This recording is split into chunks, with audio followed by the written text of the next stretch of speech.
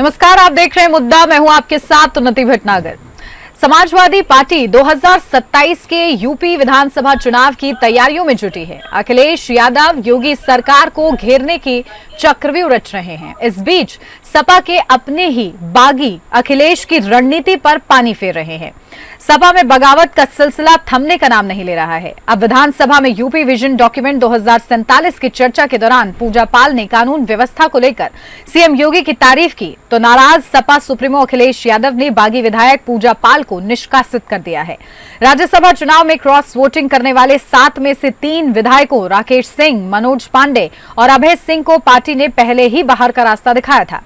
अब उसमें पूजा पाल का नाम भी जुड़ गया है। हालांकि समाजवादी पार्टी ने बीच में बागी पूजा पाल, विनोद चतुर्वेदी, आशुतोष मौर्य और राकेश पांडे पर नरमी दिखाई थी, लेकिन सदन में सीएम योगी की तारीफ करना पूजा पाल को भारी पड़ गया। विधानसभा के 24 घंटे चले विशेष सत्र में पाल ने कहा था, मैंने अपना पति खोया है। सब जानते हैं कि मेरे पति की हत्या कैसे हुई और किसने की। मैं मुख्यमंत्री को धन्यवाद करती हूं जिन्होंने मुझे न्याय दिलाया और मेरी बात तब सुनी जब किसी ने नहीं सुनी। मुख्यमंत्री ने प्रयागराज में मुझ जैसी कई महिलाओं को न्याय दिलाया और अपराधियों को दंड दिया।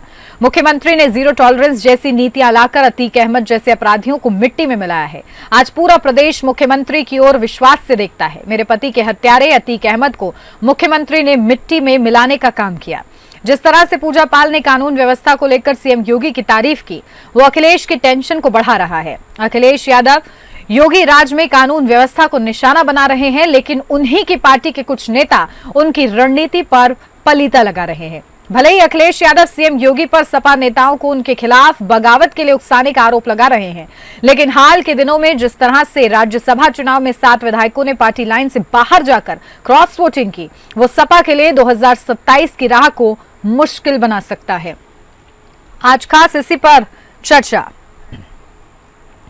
तो देखिए, विशेष चर्चा इस बड़े मुद्दे पर होगी कि आखिर समाजवादी पार्टी की आगे की राह कैसी होगी, क्योंकि जिस तरीके से समाजवादी पार्टी के कुछ नेता बीजेपी प्रेम दिखा रहे हैं और बीजेपी के कार्य की तारीफ कर रहे हैं, ये कहीं ना कहीं उनको भारी तो जरूर पड़ रहा है, लेकिन ये अखिलेश यादव के लिए भी मुश्किलें बढ़ा रहा है, क्योंकि समाजवादी पार्टी के अध्यक्ष अखिलेश यादव लगातार उत्तर प्रदेश सरकार की कानून व्यवस्था को लेकर सवाल करते रहे हैं। और इस बीच अगर कुछ नेता योगी सरकार के शासन की तारीफ करेंगे और ये कहेंगे कि भाई हमें तो न्याय मिला है, वो भी सिर्फ योगी सरकार ने दिलाया है, उस वक्त उनकी बात सुनी गई जब किसी ने नहीं सुनी। जब इस तरीके की बातों का प्रयोग होता है सपा नेताओं की तरफ से, तो ये सोचने का विषय हो जाता है और कहीं ना कहीं ये समाजवादी पार्टी के अध्यक्ष अखिलेश यादव की रणनीति पर पानी फेरने जैसा है।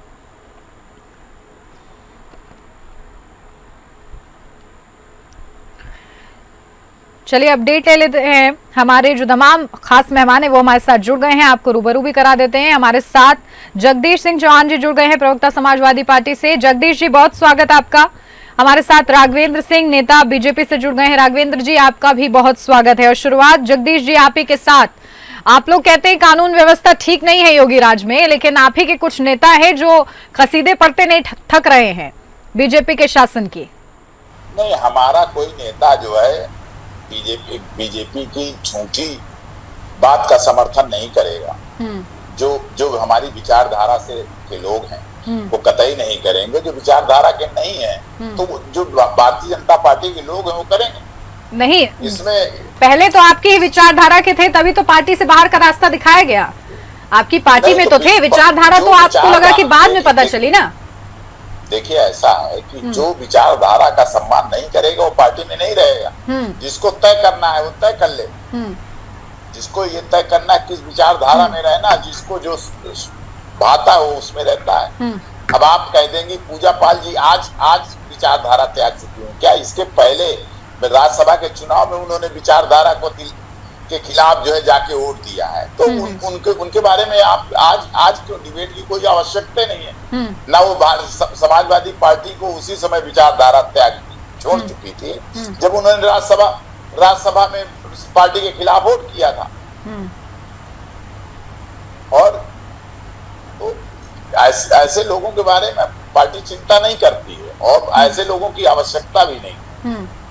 लेकिन क्या हो रहा है ऐसा, लेकिन ऐसा क्या हो रहा है जगदीश जी, इस पर तो विचार कीजिए कि आखिर क्यों सीएम योगी आदित्यनाथ के कानून व्यवस्था, जिसको आप लोग कहते हैं कि बहुत ज्यादा खराब है, उसको ये कहा जा रहा है कि भाई हमें न्याय मिला तो उन्हीं के शासन में मिला है। ये तो बहुत बड़ी बात हो जाती है ना। तो इस पर विचार कर रहे हैं कि नहीं आप लोग? कानून व्यवस्था सीएम योगी की इस तरह की कानून व्यवस्था है, आप जो बता रही हैं, इस तरह की खराब कानून व्यवस्था देश में कभी नहीं रही। मैं नहीं बता रही हूँ सर, आपके कुछ नेता बता रहे हैं। बीच में मत टोकिए आप, पूरी बात करिए, आने दीजिए ना। आपको बोलने का पूरा मौका दे रही हूँ, लेकिन काउंटर तो करूंगी ना सर। नहीं तो चुप होकर के बात सुन लेंगे, तो आप ही बोलती जाए। नहीं, आपको पूरा मौका दिया जाएगा, आप इस पर ना आपत्ति दर्ज कराएं, आप बोलिए। नहीं तो हाँ, तो सुन लीजिए। कानून व्यवस्था इस तरह की है कि जिस एफआईआर के बारे में, मैं फतेहपुर का रहने वाला हूँ, एफआईआर के बारे में विधानसभा में आदरणीय मंत्री सुरेश खन्ना जी ने उद्धृत किया, उस एफआईआर फतेहपुर में आज तक न एक गिरफ्तारी हुई ना ही कोई कार्रवाई हुई। तो इससे साबित है कि कानून व्यवस्था जो कहा गया जीरो टॉलरेंस, ये कानून व्यवस्था की आप वो कर रही है। कितने दिन हो गए जिसने पूरा विधानसभा में विपक्ष ने, पूरा समाजवादी पार्टी ने विरोध किया, इन्होंने कहा कार्रवाई होगी, ये जो है एफआईआर है, ये कानून व्यवस्था की आप बात करते हैं। बीएचयू में सरेआम लड़की का बलात्कार हुआ, उसको भारतीय जनता पार्टी की सरकार बीएचयू भारतीय जनता पार्टी के नेताओं को बचाती रही, ये कानून व्यवस्था है। रोज जो है कत्ल, मर्डर और सब जो है एक कानून, एक बात कह सकते हैं, सांप्रदायिक, अब चूंकि भारतीय जनता पार्टी जा रही है तो सांप्रदायिक सौहार्द को बिगाड़ने के लिए इनका जो काम करे, ठीक है, वो कानून व्यवस्था लागू करें। राघवेंद्र जी मुस्लिम को पकड़ लेंगे और उसको कहेंगे कि ये मैंने कानून व्यवस्था का अच्छा काम किया, ठीक है, झूठ में उसको राघवेंद्र जी कानून व्यवस्था का अच्छा काम। बस आप लोग की कानून व्यवस्था क्या माफियाओं पर शिकंजा कसने तक ही सीमित है? इन घटनाओं का क्या, इन अपराधों का क्या? आप बताइए ना, फतेहपुर की घटना, फतेहपुर का जिक्र कर रहे हैं, एफआईआर है, क्या हुआ? फतेहपुर का जिक्र कर रहे हैं, बंद कर रहे हैं हमारे प्रवक्ता जी, तो फिर मैं बोलूं। बोलिए जी बोलिए। बंद ना होइए आप। नहीं जगदीश जी बहुत नम्र व्यक्ति हैं, वो सबको मौका देते हैं, बस अपनी बारी में वो चाहते हैं कि कोई इंटरप्ट ना करे। देखिए ऐसा है, मैं तुलसीदास जी की एक चौपाई से शुरुआत करता हूँ। जय का विधिना दारुण दुख देई, ताकि मति पहले हर ले। तो भगवान ने श्री अखिलेश यादव जी, जो अपने को स्वयंभू कृष्णवादी कहते हैं और करते ये हैं कि गायों के गोबर से और गायों के उनको तबेले से वहां से बदबू आती है, कहाँ से खुशबू आती है? अरे भाई, आपकी खुशबू तो पूजा पाल जी ने बता दी कि आपको खुशबू कहाँ कहाँ से आती है, किन दारिंदों के बीच में आप रहते हो, किन दारिंदों की मदद करते हो। अगर मिट्टी में मिलाने का काम की बात कही जाती है, आपको बुरा क्यों लगता? आपको तो मिट्टी में मिलाने की बात नहीं कही गई, ये मिट्टी में मिलाने की बात केवल उन लोगों के लिए कही गई जो समाज के दारिंदे हैं, उनको हमने मिट्टी में मिलाया। इसमें आपको मिर्ची क्यों लगती है? आप क्यों परेशान होते हैं? और उसके ऊपर आप विधानसभा में खड़े होकर के आपकी ही पार्टी के महिला विधायक ने अपने पूरी व्यवस्था से क्या प्रश्न खड़ा किया आपके लिए, ये जग जाहिर है और सामने दिख रहा है। अरे भाई, आप कहते हैं कि ऐसा है वैसा है, 2027 में हम आ रहे हैं, आप आ रहे हैं तो जा कहाँ से रहे हैं ये भी तो देखिए। आने का तो देख लिया, जाने का भी देख लिया, आप जा कहाँ रहे हैं? आप समाज को क्या संदेश देते हैं? समाज में क्या व्यवस्था है आप में? आपकी समाजवादी पार्टी को डांट क्या पार्टी बोला जाता है? लेकिन अभी तो सरकार आपकी है ना राघवेंद्र जी, अभी तो सरकार आपकी है। अभी फतेहपुर में जो हुआ उसके लिए प्रश्न तो आपसे ही किए जाएंगे, अब इसका जवाब सपा थोड़ी दे देगी।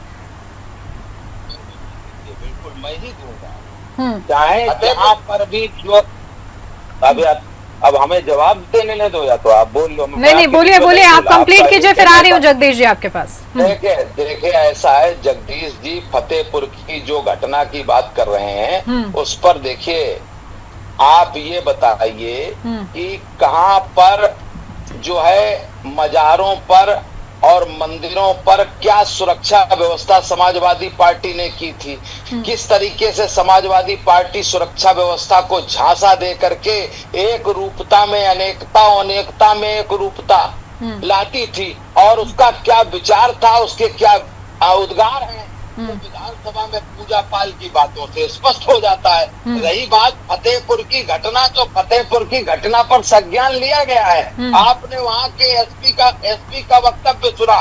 आप एकमात्र एक समुदाय से आते हैं या एक लोगों की बात करना जानते हैं? दूसरों की भी बात सुनिए, दूसरों की भी बात करिए। और बहुसंख्यक समाज को आप हिंदुस्तान में, उत्तर प्रदेश में दरकिनार करके नहीं चल सकते। आपका पारिवारिक डेवलपमेंट अलायंस हमेशा फेल होता रहा है और फेल होगा, क्योंकि दो युवराज आए वो फेल हुए, बुआ बबुआ आई वो फेल हुई। अब इसके बाद आपने नया नारा दिया है पारिवारिक डेवलपमेंट अलायंस, वो तो फेल होना ही होना है और फेल हो रहा है। अब आप झांसा देते हैं संविधान के खाली किताब को जेब में रख करके, उसमें पढ़ा नहीं, उसमें देखा नहीं, उसमें क्या है ये समझा नहीं। इसके बाद आप खाली किताब को लेकर के घूमते हैं, संविधान संविधान संविधान। एक बार काट की हांडी चढ़ गई, अब दोबारा नहीं चढ़ने वाली है। ठीक है। आपने देखा बिल्कीपुर के उपचुनाव में आपको धूल चटाई गई कि नहीं चटाई गई? आप बार बार ये बातें करते हैं। ठीक है, इस तरीके की, लेकिन अति आत्मविश्वास देखिए हानिकारक है। इसका जिक्र किया गया था 2024 के लोकसभा चुनाव में, जब आप लोग को झटका लगा था तो इसका जिक्र किया गया था कि अति आत्मविश्वास बहुत ज्यादा अच्छा नहीं है, क्योंकि कानून व्यवस्था को लेकर आप लोग सवाल उठाते हैं। लेकिन साथ ही साथ क्योंकि जिस तरीके से जिक्र हो रहा है कि बड़े बड़े जो माफिया हैं, उसका योगी सरकार ये दावा करती है कि बड़े माफियाओं के अंदर खौफ पैदा करना सरकार इसमें सक्षम हुई है और ये उपलब्धि है। देखिए ऐसा है कि अभी मैंने एक प्रश्न किया, भारतीय जनता पार्टी के साथी जो है इधर उधर घुमाते रहे और पता नहीं क्या क्या बातें करते रहे। और जो मैंने कहा अभी फतेहपुर से बड़ी घटना, बहुत बड़ी घटना है, और इतनी बड़ी घटना होने के बावजूद जिसमें विधानसभा भी ठप रही और सांप्रदायिक सौहार्द, चूंकि हम जो कह रहे हैं कि भारतीय जनता पार्टी जो है अब जान रही कि हमें जाना है, तो जाते समय उसको चूंकि जनता का विश्वास हो चुकी है, तो अब सांप्रदायिक सौहार्द बिगाड़ना चाहती है और एक तरह से ये करके वो किसी तरह सत्ता में बने रहना चाहती है।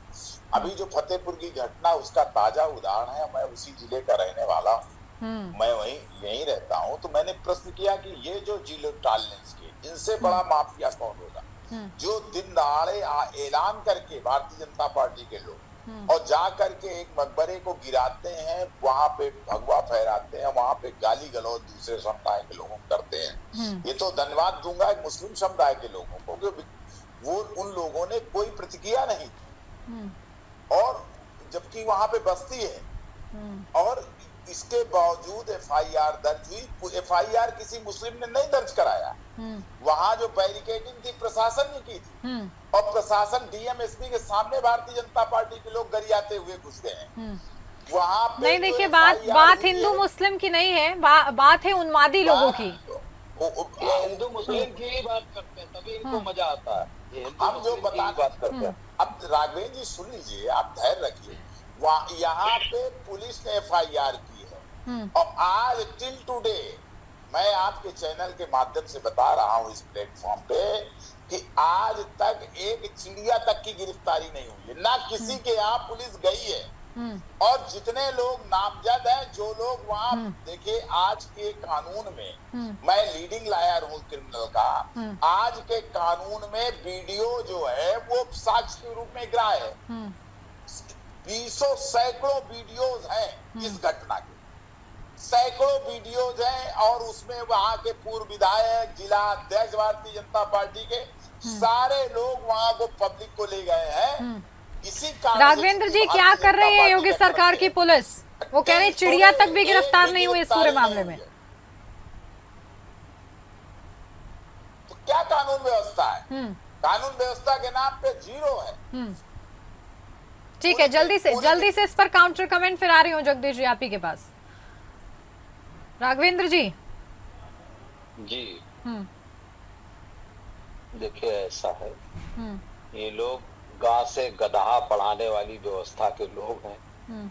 और आपने देखा इन्होंने क्या कहा कि उस समाज से नहीं लिखाया रिपोर्ट, इस समाज से नहीं लिखाया। अरे भाई, आप बहुसंख्यक समाज को अल्पसंख्यक समाज से लड़ाने का ही तो काम कर रहे हैं। पूजा पाल के आंसू आपको नहीं दिखते, पूजा पाल का दर्द जवाब नहीं देंगे, आप जवाब नहीं देंगे राघवेंद्र जी, मैं जानता हूं। जवाब ही पे आ रहा हूँ, जवाब पे ही आ रहा हूँ। थोड़ा मुंह बंद रखोगे तो जवाब मिलेगा। टू द पॉइंट जवाब दीजिए, मुंह तो मेरा बंद है। आपने पूरे पूरे पूरे के पूरे अच्छे लोगों का मुंह बंद करने का काम किया है, समाज के अच्छे लोगों का।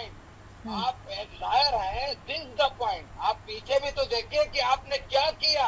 अतीक अहमद के अरे हम क्या है सर, हमको जवाब नहीं देना, जवाब आपको देना, सरकार आप चला रही है। यही तो खुल के आ रहा है। आप क्या है, यही खुल के आ रहा है। जल्दी से फतेहपुर पर अगर आप जवाब दे देंगे राघवेंद्र जी तो मैं उनसे पूछ पाऊंगी ना फिर माफियाओं को लेकर सवाल भी। आप फतेहपुर नहीं बोल रहे हैं। माफियाओं का खात्मा ही तो किया गया है, पूजा पाल के आंसू नहीं दिखते। माफियाओं का खात्मा करिए, फतेहपुर में मान्यवर जवाब दीजिए, इन माफियाओं का खात्मा कब होगा? उन लोगों का ही सफाया होगा, माफियाओं का ही सफाया करने जा रही है योगी सरकार। सिवाय माफियाओं के अलावा, सफाया के अलावा और किसी अच्छे आदमी का सफाया नहीं करती है।